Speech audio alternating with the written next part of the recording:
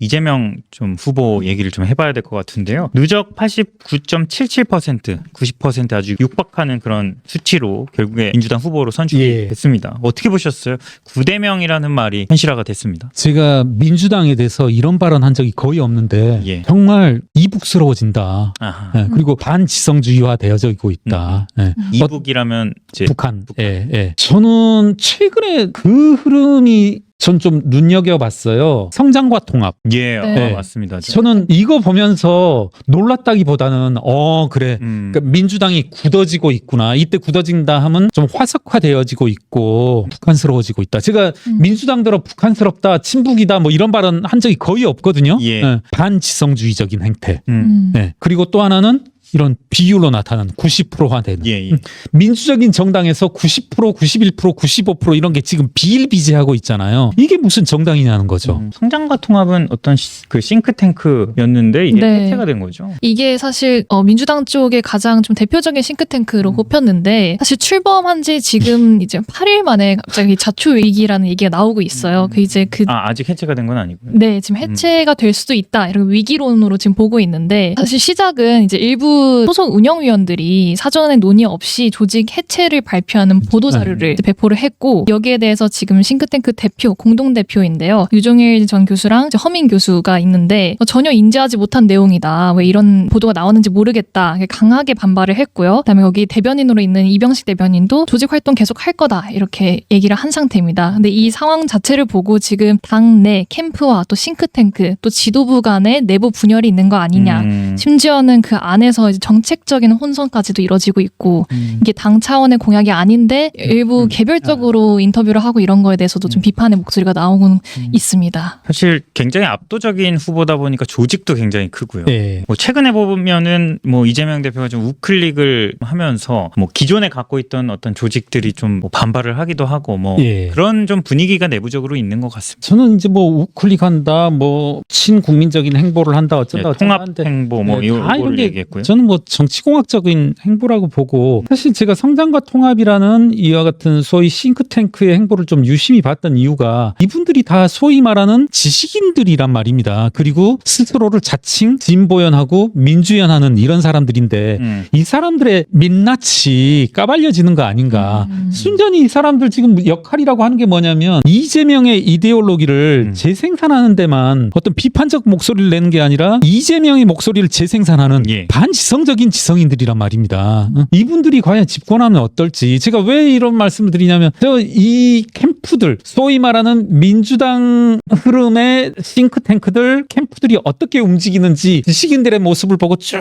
추적해오고 느끼고 했던 사람인데 이게 갈 때까지 갔다 이제 지식인들이. 그래서 이분들이 어떤 비판적인 목소리를 내야 되고 해야 될 텐데 순전히 악유다툼이잖아요. 자리 악유다툼. 그 이재명 후보가 이제 어쨌든 대선 후보가 됐는데 민주당 대선 후보가 됐는데 지난주인가요? 약간의 또 변수가 하나 또 나타난 게 네. 사법 리스크가 조금 다시 부각이 되는 것 같은데요. 이 대법원에서 이재명 대표 선거법 사건에 대해서 전원합의체 회부를 했고 네. 또 심리에 상당히 속도를 내고 있는 모습이거든요. 예. 이 부분 어떻게 보셨어요? 이게 어떤 마지막 변수라고도 얘기되고 있는데. 근데 이제 우선은 가장 극렬하게 반응하는 게 이제 민주당 인사들. 예. 예. 대법원에 대해서 섣부르게 행동하지 말아라. 뭐 상당히 썸뜩한 발언 수준에 있어서는 윤석열의 계엄에 준하는 그런 반헌법적인 위헌적인 발언들을 이제 서슴없이 내뱉던데 대법원은 섣부르게 뭐 움직이지 말아라. 아니 대법원이 판단하겠다는데 더군다나 선거법 위반 사항에 대해서 3개월 이내 판단해야 되는 거잖아요. 그런 대법원이 일하겠다는데 하지 말라고 하는 거 무슨 심리인지 상당히 의문스럽고 다만 이건 있는 것 같아요. 그러니까 사실 현실적으로는 지금 누구도 대법원이 어떻게 판단하든지 간에 이재명 대표의 피선거권을 박탈하진 못할 거다. 현실적으로. 그 대법원에서 파기환송을 할 가능성이 그렇죠. 예, 예.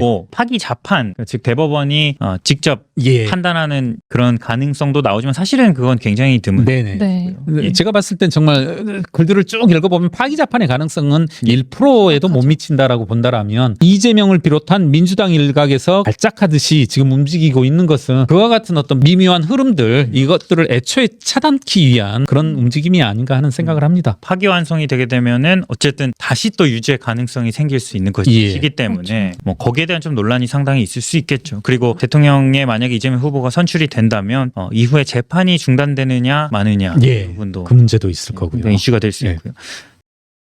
여기 모르면 최대 128만 원 손해. 아정당은 지원금 설치 당일 즉시 입금. 약정 끝날 때마다 받을 수 있어요. 법이 정해둔 지원금 당연히 챙기셔야죠. 심지어 이제 카드까지 최대 혜택 받고 800종 이상 한 번에 비교돼요. 전국 가입자 수 1위 아정당. 가장 많은 가입 수당으로 최대 현금. 다른 곳보다 혜택이 적다면 차액의 120% 보상. 24시간 무료 상담. 초고속 설치까지. 불만족 시 전액 환불하는 보장이사도 있어요. 인터넷 정수기 휴대폰 이사 청소 카드까지. 정당하게 받자. 아정당. 저희 좀 마지막으로 살펴볼 거는 문재인 전 대통령. 네. 이 기소가 됐습니다. 네. 윤석열 전 대통령도 지금 법정에 서 있는데 문재인 전 대통령도 이제 법정에 설 수밖에 없는 그런 상황이 됐는데 검찰이 사위 특혜 채용 의혹에 대해서 기소를 한 거죠. 예. 어떻게 보셨습니까? 우리 또 회계사님이 이 부분은 많이 해부를 해주셨던 내용인데. 개인적으로 적어도 이렇게 수치와 관련된 타이스타와 관련돼서 가장 많이 알고 있는 사람 중에 하나라고 생각하는데 한겨레 보도를 인용하면서 한번 말씀을 시작해 볼게요. 뭐라고 나오냐면 서 씨를 취업시킨 것은 서 씨의 재능이 꼭 필요했기보다는 문 전 대통령을 돕고 싶은 마음이 있지 않았냐. 이게 이제 한겨레 신문 기자가 쓴 내용인데 참 어쩌다 이 지경이 됐는지 모르겠고 그럼 이게 뇌물 아니냐. 우선은요. 다른 데서는 안 나왔지만 몇 가지만 열거하면서 한번 조금 마무리를 해볼게요. 예. 먼저 이상직 씨가 여러분들은 그 장면이 너무 뚜렷할 겁니다. 이 구속영장이 청구되고 국회 본회의에서 이 사람을 시킬 건지 말 건지 예, 체포동의안 이분은 제가 알기로 가결이 됐습니다. 예. 이스타 항공에 대해서는 횡령 배임 아마 이게 1심 2심인가까지 판결이 나왔고 징역 6년인가 선고가 됐을 겁니다. 그것 때문에 여러분들 인상이 깊으실 텐데 그것 때문에 이상직은 그 의원직 박탈된 게 아니라요. 선거법 위반으로 박탈이 됐습니다. 선거법 위반으로 박탈이 됐으되 다시 또 되짚어 보자라면 언제 그러면 무슨 일로 선거법을 위반했냐면요. 총선이 2022년에 있었으니까 예. 2020년 혹은 2021년 초에 있었던 일입니다. 이분이 중소기업진흥공단이 진주에인가 있거든요. 경상남도에 있습니다. 경상남도에 있는데 이 지역구 전주에 사는 사람들한테 이제 선물을 뿌립니다. 책이다 뭐다 뭐 전통주다 해가지고 뿌려서 이제 선관위가 이를 고발하고 중진공의 예산으로 그렇게 했군요. 그런 거죠. 예. 그래서 이제 이게 선거법 위반으로 총선 있기 훨씬 전에 고발이 되고 실제로 이제 이게 유죄 선고를 받아서 박탈이 된 거거든요. 네. 제가 말씀드리려고 하는 건 그러함에도 불구하고 민주당은 이상직을 공천했다는 거죠. 네, 그러함에도 불구하고. 그런데 그러니까 이게 중진공 자리에 대한 대가성. 그 중진공 자리도 얘기하지만 저는 이제 이게 그러면 국회의원으로도 자격이 있었냐. 이미 진즉에 한 7, 8년 전, 10년 전 사건으로 이분이 주가 조작으로 또 형을 선고받은 사람이거든요. 예. 네. 네, 그랬던 분인데 아마 여러분들 찾아보면 소위 말하는 짤방들이 있을 겁니다. 유시민이 이 사람 주가 조작으로 걸렸던 사람이고 출마 자격 없는 사람이다. 이렇게 유시민이 얘기해요. 2010년대 초반에. 네. 또 하나 맨 처음에는 이스타 항공의 태국 현지 법인이 지금 계속 이야기가 나오는 게 타이스타젯 이렇게 얘기가 나오는데 이미 그 전에 하나가 또 있었습니다. 이스타젯 에어 서비스라고 해서 2013년에 설립된 태국 현지 법인이 있었습니다. 2013년에. 그리고 타위 서모 씨가 취업한 곳이 2017년에 설립이 됩니다. 예. 별도 회사가. 근데 사실상 같은 회사. 역할이 똑같아요. 이미 왼쪽 회사, 지금 화면에 보이는 왼쪽 회사에서 태국에서 있었던 여러 가지 일들은 다 한 거죠. 네. 이거 제가 이제 왜 제가 이렇게 자세히 아냐면 이스타 항공의 이제 노조 위원장분들 이런 분들이 저기 뭡니까 임금 체불이라든가 이런 거로 코로나 시국에 엄청나게 고통을 받았거든요. 예. 그래서 이제 자주 접촉했었는데 이분들에게 여쭤봤어요. 이 이스타젯 에어 서비스 태국에 있는 곳 이런 곳이 뭐 하냐 했더니 그분들 말씀으로는 여기 이제 조그만 작은 글자로도 나옵니다. 이곳이 뭐 하는지. 예를 들어서 김경률이 태국에 놀러 가고 혹은 여기에서 놀러 갈 때 발권이라든가 이런 발권 대행이라든가 여러 가지 서비스를 태국 현지에서 해주는 곳이거든요. 네. 그러니까 또 하나의 회사가 설립될 필요가 없는 거죠. 그런데 왼쪽에서 박석호라는 이름 한 번만 기억해 두십시오. 왼쪽 아래 예. 그 이사 명단에 박석호가 있고 참고로 계속 이상직은 뭐라고 했냐면 이스타젯 에어 서비스나 타이스타젯 이거 나랑 상관없는 회사라고 했습니다. 참고로 이건 알아두십시오. 네. 나중에 검찰의 공소장 판결문에는 야 이거 네 거잖아 이런 식으로 해서 판결이 나왔을 뿐이지 계속 아니라고 했어요. 난 아무 상관 상관없는 회사야. 저하고는 상관없습니다. 그렇게 했었고 2017년에 이 타이스타젯 서모 씨가 취업하기 위한 회사로 70억이 빠져나가요. 70억이 어디에서 빠져나가냐면 대한민국에 있는 이스타 항공에서 빠져나가요. 뭐로 빠져나가냐면 매출 채권으로 빠져나가요. 이스타 항공, 서울에 있는 이스타 항공에서는 매출 채권의 형태로 돈이 빠져나가고 태국에 있는 타이스타젯에서는 자본금이라는 형태로 남아요. 이거 회계를 아시는 사람 입장에서는 이거 되게 황당한 거거든요. 타이스타젯의 자본금이다 그 말은 투자를 한 거잖아요. 예. 그러면 그 돈을 보낸 사람은 뭐로 남아야 돼요? 투자자산으로 남아야죠. 아, 그렇군요. 네. 김경률이 삼성전자 주식을 20주 샀다. 뭐 2억 원어치를 샀다. 그럼 김경률의 투자자산이잖아요. 예. 네. 어쨌든 김경률이 삼성전자의 매출 채권 잡으면 야, 김경률 저는 약간 모자란 놈 아니야? 미친 놈 아니야? 뭐 이렇게 말할 수 있는 거잖아요. 예. 돈이 빠져나간 곳에서는 외상 매출금. 돈을 받은 곳에서는 자본금. 돈을 투자자산으로는 못 나갈 이유가 있었던 거. 아까 제가 왜 말씀드렸냐면 이상진이 계속 뭐라고 그래요. 이건 내 회사 아니야. 내가 투자한 것도 아니야. 이런 거죠. 그런데 봤더니 외상 매출금의 형태로 속여가지고 나간 거죠. 그러니까 외상 그 이상직 전 의원이 사실상 실소유주 이 두 개의 그렇죠. 그걸 밝히면서. 점. 그 다음에 또 하나는 저는 이걸 밝혀야 된다라고 보는데 타이스타젯으로 70억이 나가고 이거 지금 전혀 안 밝혀진 내용입니다. 70억이 나가고 이 70억 중에 50억이 순간 뚝딱 사라져요. 예. 아, 이건 맞습니다. 이게 예. 저기 2018년 인컴 스테이트먼트 타이스타젯 해가지고 50억이 판관비로 나가요.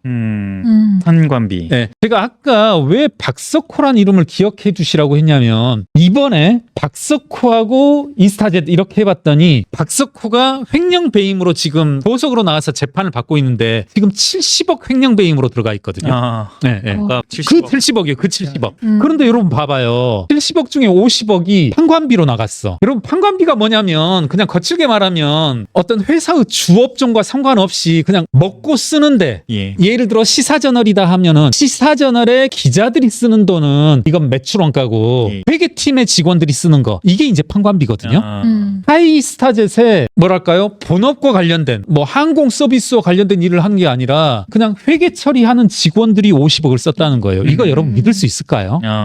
이거 50억 어디로 갔을까요? 제가 어디론가 연결이 됐을 수 있는. 유튜브 구글링 다 해봤거든요. 예, 예. 네. 태국이 그런 곳이에요. 30년 전 우리나라하고 똑같아요. 어떻게? 실명제가 없어요. 금융실명제가 없어서 돈이 어디로 갔는지 알 수가 없는 회사예요. 제가 유튜브 여러분도 찾아보실 수 있는데 인상 깊게 봤던 것 중에 하나가 태국에서 사업을 하는 사람에게 도움을 주기 위해서 누가 이제 작성을 해놨는데 반드시 돈이 들어오면 그 돈이 어디에서 들어왔는지 확인해라. 장사하시는 분에게. 네. 어느 날 이렇게 김경률한테 이렇게 돈이 통장에 뭐 2천만 원이 들어왔어. 그런데 12월 상품 때 이렇게 들어왔으면 그걸 그 즉시 누구한테 전화해서 확인해 봐야지 어디로도 알 수 없다는 거예요. 출처가 상당히 불분명한. 네. 이원석이 줬는지 우리 기자님이 줬는지 예, 예. PD님이 줬는지 모른다는 거예요. 네. 알 수가 없다는 거예요. 그러면 이건 뇌피셜. 이번에 검찰의 언론 보도들 보고 그리고 박석호 씨 기사를 보게 된다라면 검찰이 추적에 실패했다. 이걸 제가 욕하는 게 아니라 불가능했었다. 50억을 추적하는데. 아마 추적이 됐으면은 나왔을 것 같은데. 그렇죠. 예, 예. 그리고 횡령 배임으로만 엮진 않았겠죠. 그리고 이제 쭉 제가 언론 기사를 보면은 박석호는 회사 설립 과정에서 돈을 썼다 이렇게 나오거든요. 여러분, 회사 설립하는데 아까도 말했지만 태국엔 이미 현지법인이 있었어요. 있었고 실제 이 회사 2018년 이후로 매출이 없었거든요. 예. 이 서모 씨가 취업한 회사가 아예 매출이 없었어요. 그리고 이번에도 나오지만 항공기 관련 어떤 면허도 취득하지도 못했어요. 네. 이 회사가 태국 공항에서 이렇게 구름말을 밀면서라도 쓰는 돈이 아니라 회사 설립하기 위해서 50억을 썼다는 게 말이 되냐고요. 이 돈 어디 갔냐고요, 진짜. 네. 그럼 어쨌든 그 문재인 전 대통령의 이번에 기소된 사건 관련해서 거기에 또 석연치 않은 자금 흐름 그 부분에 대해서 좀 말씀해 네. 주신 거. 저는 그래서 뭐 여러 석연찮은 구석이 있고 검찰이 자금 추적엔 실패했고 했을 수밖에 없는데 이걸 가지고 뭐 뇌물죄가 성립한다 안 한다 뭐 그런 말은 할 수 있으되 적어도 문재인 대통령 혹은 민주당 입장에서는 이건 사과해야 될 일이다. 눈 부릅뜨고 예. 뭐 정치검찰의 과잉 기수다 이따위 소리는 하지 말아야 될 일이다. 부끄러운 줄 알아야 된다.